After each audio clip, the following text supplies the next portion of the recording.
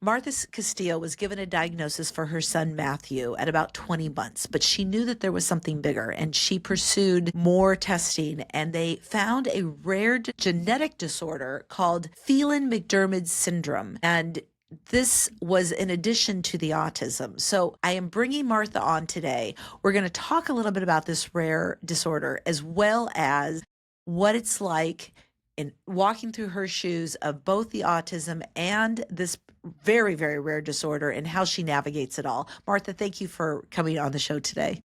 Well, thank you for having me, Betsy. I really appreciate it. I'm so glad you're here. And I just think it's really interesting because as somebody who worked in diagnostic, because my late husband was a pediatrician.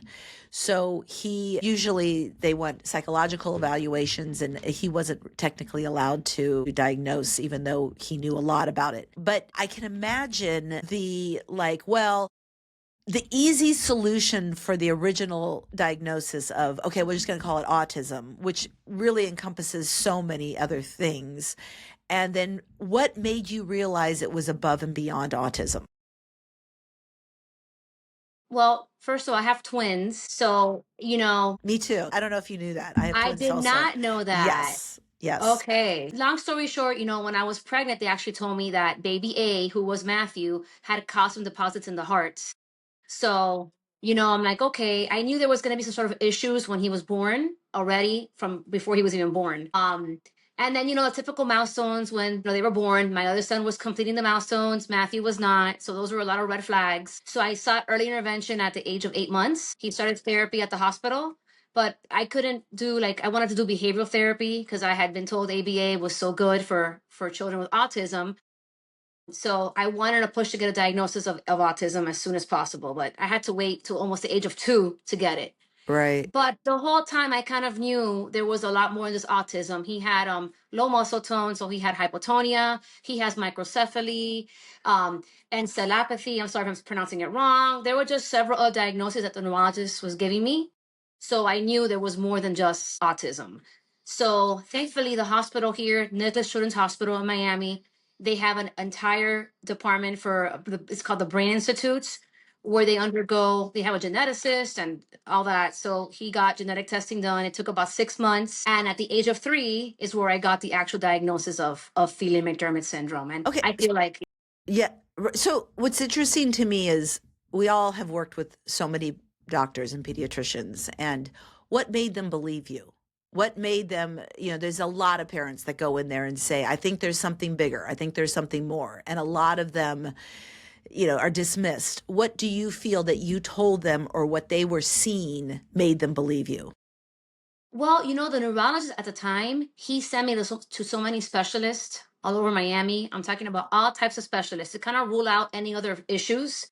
I mean, from an Right. oncologist to a urologist to everything, and everything was fine. But he actually put in his notes Phelan-McDermid syndrome. Really? Believe it or not, yes. Besides the autism, he didn't give me a diagnosis. He said you have to undergo genetic testing. So the neurologist is the one that actually recommended the genetic testing, and he referred me in the same hospital to this other group, and then that's where we started the process. Okay, so help me understand a little bit for him to know that. What were the symptoms that made it obvious to him or suspecting of it? Well, the hypotonia, the microcephaly. One of the symptoms is like teeth abnormalities, which he does have. Short stature. So that's one of Right. the other symptoms of the syndrome. So even as, I mean, he was a baby when he was getting, did he have his first teeth yet? I'm just curious if that was He even had a noticing. couple. He had a Okay. couple, but he has a couple that have not grown out even to this day. Like the roots are not. He has like 9 out of 10 teeth on the bottom. He's already 12, Interesting. and the Okay. teeth are a little crooked and things like that. He's Right. short for his age. You Right. know.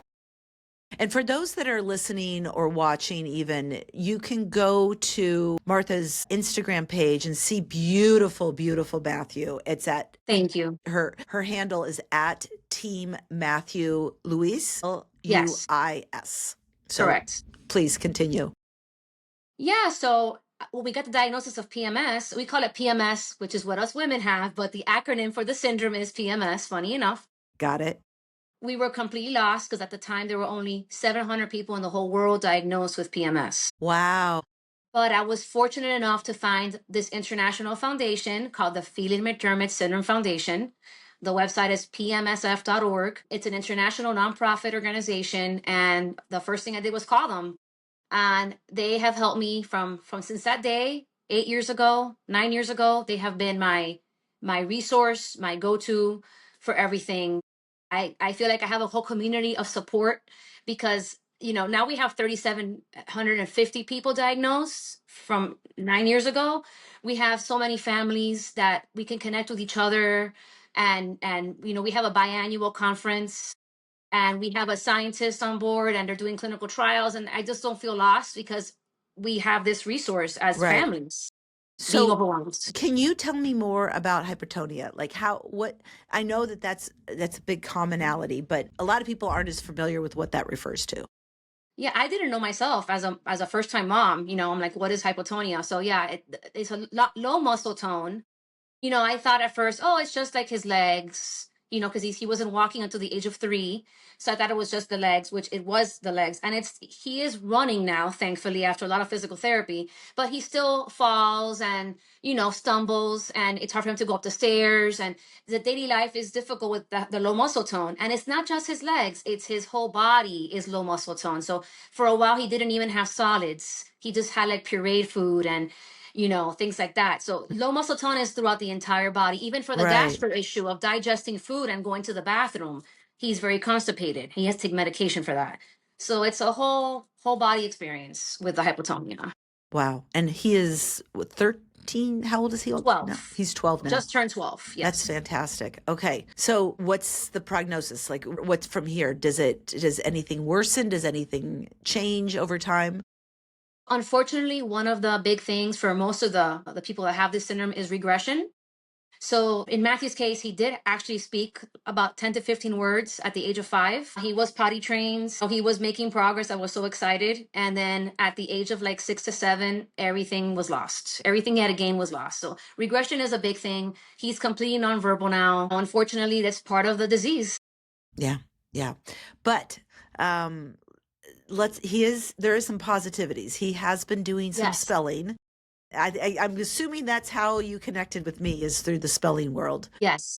And although he's not doing open communication, he is showing that he's understanding everything. We tried so many AAC devices through the years. I tried every program you could think of, and nothing was working. And then I came across this practitioner here, local in Miami, another PMS family. She was doing it with her daughter.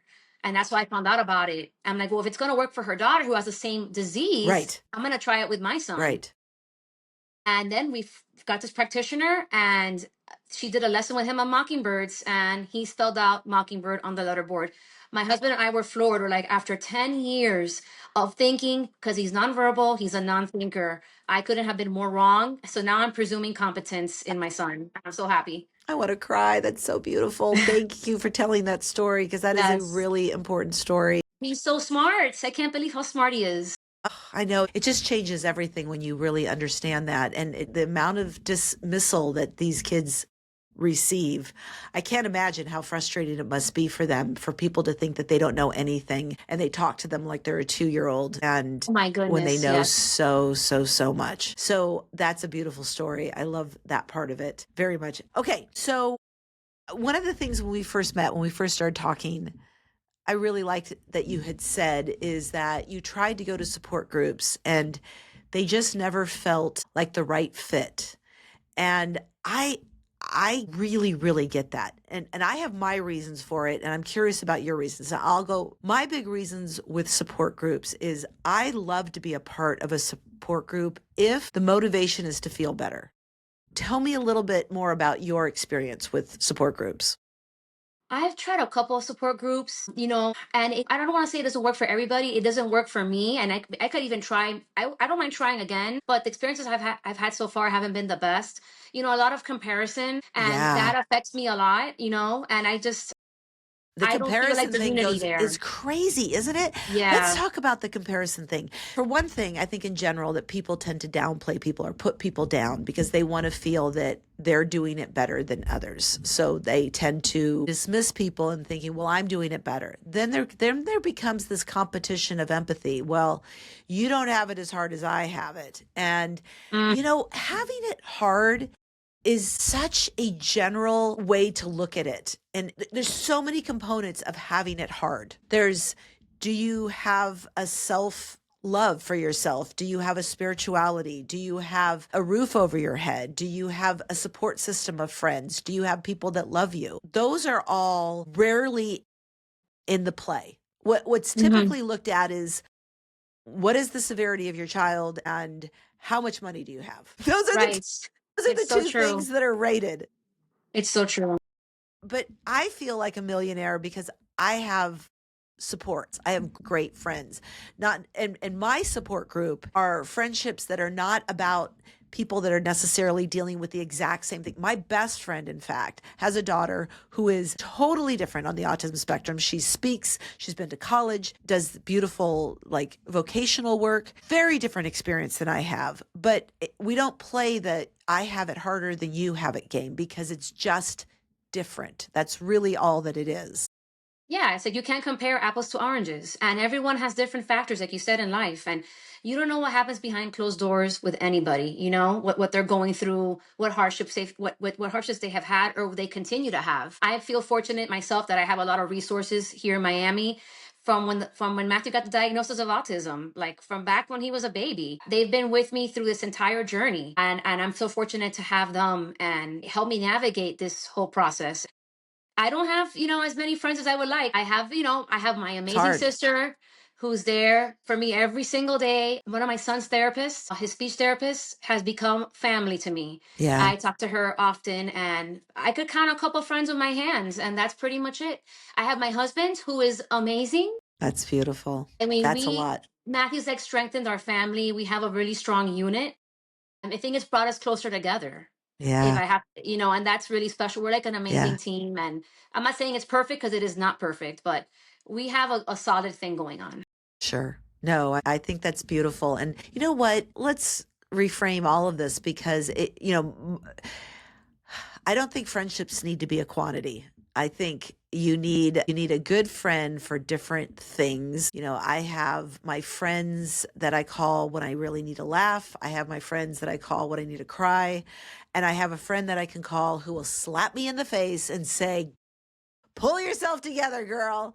And that's really all you really need. And sometimes True. there's one person in your life that fulfills all of that, and that's okay. And I will tell you that when I was your age and when my and Joey was a lot younger, it was very hard to have friendships. It was very, very difficult at that stage. It wasn't until I was a lot older that the friendship piece became a lot easier to develop because I have much more cooperation situation with Joey to where I can go out and cultivate friendships a little bit more than I could when I was much younger. So When they're that'll still younger, there's come. so many activities. So There's like many. so much. It's like life gets busy. And I get my mom friends, they're busy with their lives and Right. it's hard to get together. So I understand. It is. And they don't know our shoes, and that's okay. They don't have to know our shoes, but a check in once in a while would be nice. Like I a know. text, hey, how you doing? How's Matthew? I would be nice. I really get that. No, you know what I think it is when it comes to why people don't check in on you is because they're concerned they're going to have to do something about it. I had a husband who's a pediatrician and he suddenly died. It was very, very quick, Oh, I'm so sorry. very fast. And when he died, everybody and their brother was at my doorstep offering help. I mean, they Yep. were giving me tickets to things and free meals and taking me out to eat. And understandably, it was a horrible time in my life. I'm not sugarcoating that death is delightful.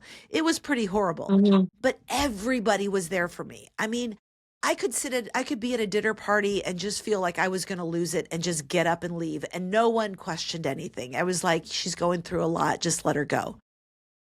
But what I dealt with Joey was, and I know this will shock a lot of people and maybe upset some people, But it was worse. It was way worse because with my beautiful husband, who I adored and who I love, I still had this kind of part of me who was able to kind of pick up the pieces and move on. But with Joey, the diagnosis and moving into autism to me was a very long sentence of hardship.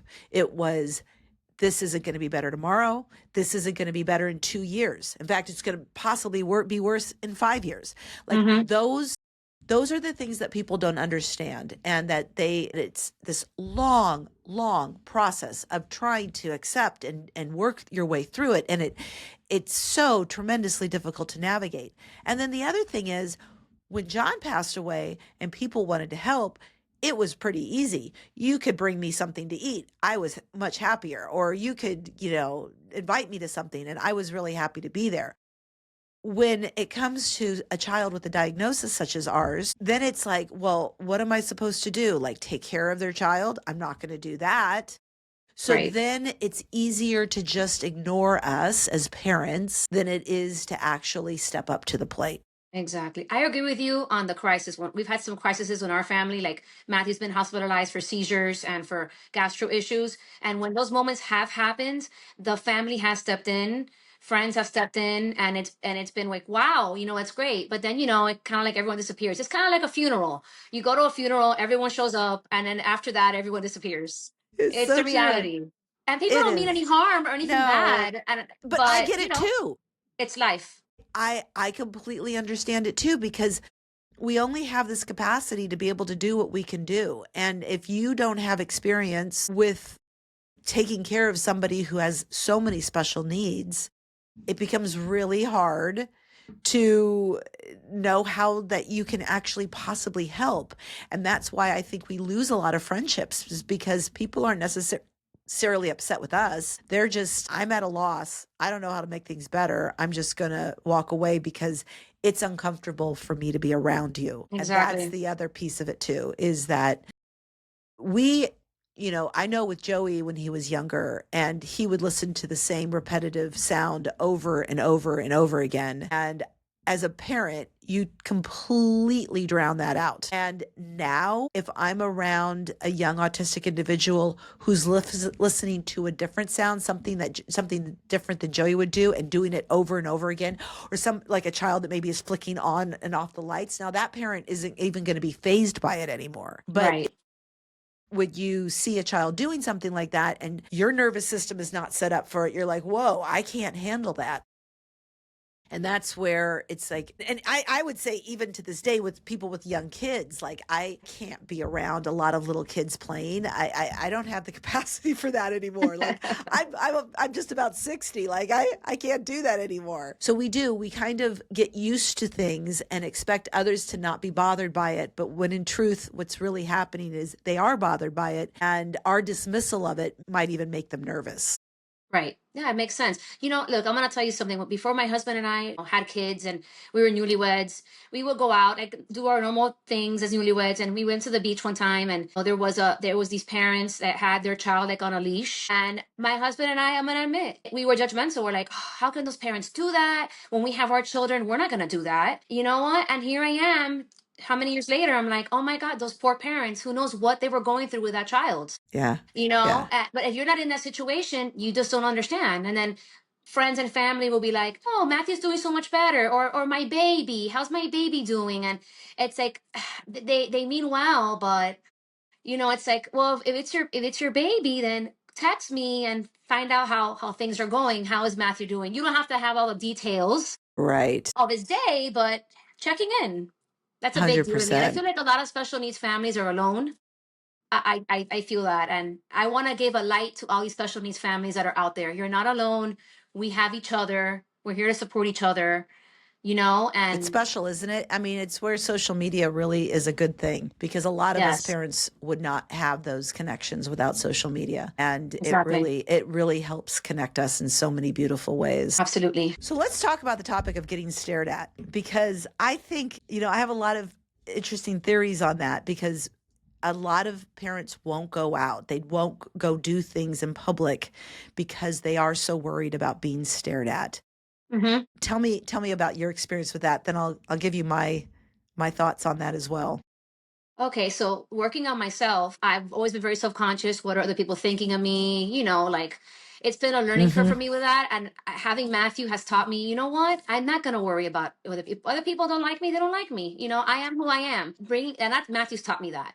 But at first, when I would go to restaurants and stuff like that, I would get all these stares. I'm like, oh my God, I would be so. My husband is better at that than me. He's like, don't even worry about it. I'm like, no, they're looking at us, they're judging us. And you know what? One time in Disney World at a restaurant, this lady kept staring at us. I was so uncomfortable the whole dinner. At the end of dinner, she came to our table and she says, God bless you guys. I have a grandson who's autistic. Yeah. I know what it's like. God Yeah. bless you. And that made my day. And I've been stopped we go to church every Sunday. My son is stemming to the music of the choir and everyone's staring, but they're happy. I realize now most people are not, they're not judging, they're just curious, They're or they're curious praising us, and they're in awe. And that's really what I was going to say too, is that I've had so many experiences, just exactly what you just said, where people are staring and staring and then they come up and they praise us. Very, very rarely have I ever had anyone say anything negative. And if Right. they do, I make a video about it. We should. We absolutely should. I usually don't use names, but I still make a video about it. My husband and I were talking, like me, when we take out Matthew, we don't see many special needs kids out there in at restaurants or anything like that. I'm like, oh my Right. God, are we brave here that we're the only ones No, it's coming it's out? it's a lot of people are very, very concerned with what people think. And I'll be honest, I think that is something that dies down the older you get. I can promise Yes. you, as just about to hit 60-year-old woman, every year of your life you become less caring about what other people think and more concerned about what you need to do for your child. And Yes. it's something that gets completely desensitized, because what you do realize is that, first off, I don't really care if they're judging. Like at this point, I've been through menopause. I've been through it all. Like there's not a lot you can do that's going to bother me at this point. But Right.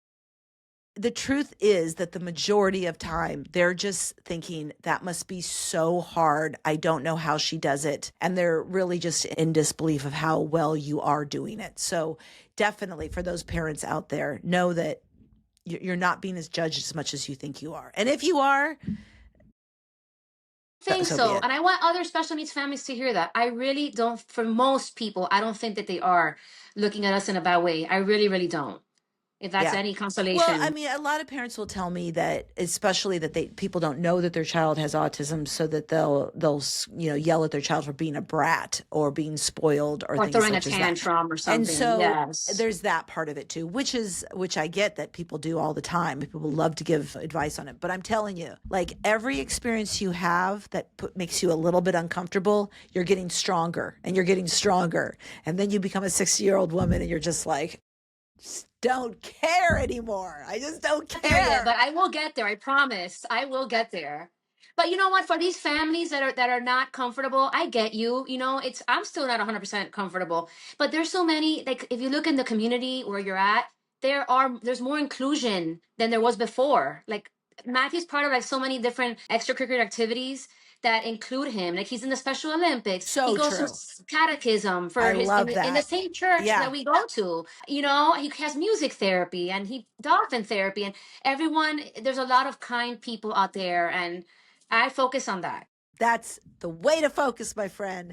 Okay, before we finish off, we have to get going soon, but before we finish off, I do want to talk about, because we share a common denominator of love for nutrition. You have also found, because everything about Joey does better when he is eating a really great diet. Now, Joey's diet is gluten-free, dairy-free, corn-free, no preservatives, like no seed oils, no sugars. I don't know where Matthew's at with that, but you have found that that's been very helpful for Matthew as well. Yeah, I mean, first off, I have a very good pediatric GI here in Miami that we switched over when he was hospitalized. because he had major constipation, major reflux. It was so terrible. He was like 6 years old, more or less. I can't remember, but she immediately told me to change his diet. I'm like, what do you mean change his diet? And I'm learning, right? I'm like, he's already super skinny. What do you mean diet? No, you have to remove certain allergens from his diet. So let's try these four. So all four at once: dairy, soy, eggs, nuts. I'm like, overwhelmed. How am I going to do this? And once I did that, I understood what she was talking about. It was a malabsorption of those nutrients that he was getting. He's not allergic to anything. Right. And once we made those Right. changes, little by little, the reflux stopped. And she did a pre and post endoscopy, and it's incredible the difference. And it's been a few years now.